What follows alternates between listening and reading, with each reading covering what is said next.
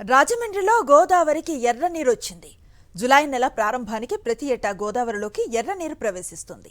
ఎర్ర నీరు రావటం వల్ల గోదావరిలో నీటి మట్టం పెరుగుతుంది.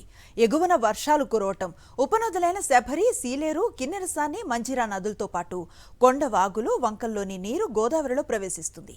దీంతో గోదావరి నీరు రంగు మారిపోతుంది. ప్రస్తుతం గోదావరిలో 62,000 క్యూసెక్కుల నీరు ప్రవేశిస్తోంది. దీనిపై మరింత సమాచారం మా ప్రతినిధి హరీష్ అందిస్తారు. గోదావరి రంగు మారింది.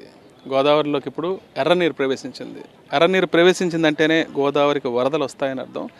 ఎగువ ప్రాంతం నుంచి పాపికొండలు దాటుకుంటూ శబరి, సీలేరు నదుల ప్రవాహంతో పాటు కొండకోణంలో ప్రవహించే నీరంతా గోదావరిలో చేరి పూర్తిగా రంగు మారుతుంది. ఖచ్చితంగా గోదావరి రంగు మారిందంటే వరదలు వచ్చే సూచన ఉందనే విషయం స్పష్టంగా తెలుస్తోంది. ప్రత్యేకంగా జూలై, ఆగస్టు నెలలో గోదావరిలో నీరంతా కూడా ఎర్ర రంగులోకి మారిపోతుంది.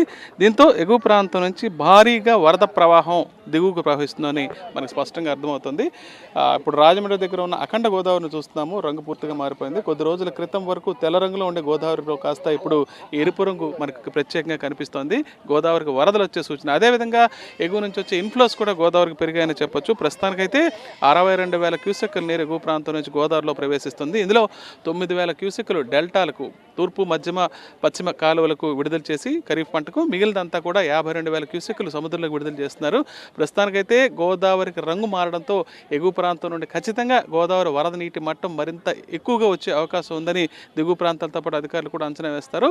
ప్రధానంగా గోదావరికి మొదట ప్రమాద హెచ్చరిక రాకముందే దిగువన ఉన్న లంక ప్రాంతాల్లోకి ఈ వరద నీరు ప్రవేశిస్తుంది. దాంతో ఎర్ర రంగు వచ్చిన వెంటనే కాస్త అప్రమత్తత అనేది జారీ చేయడం ప్రతి ఏటా కనిపించే అంశమే.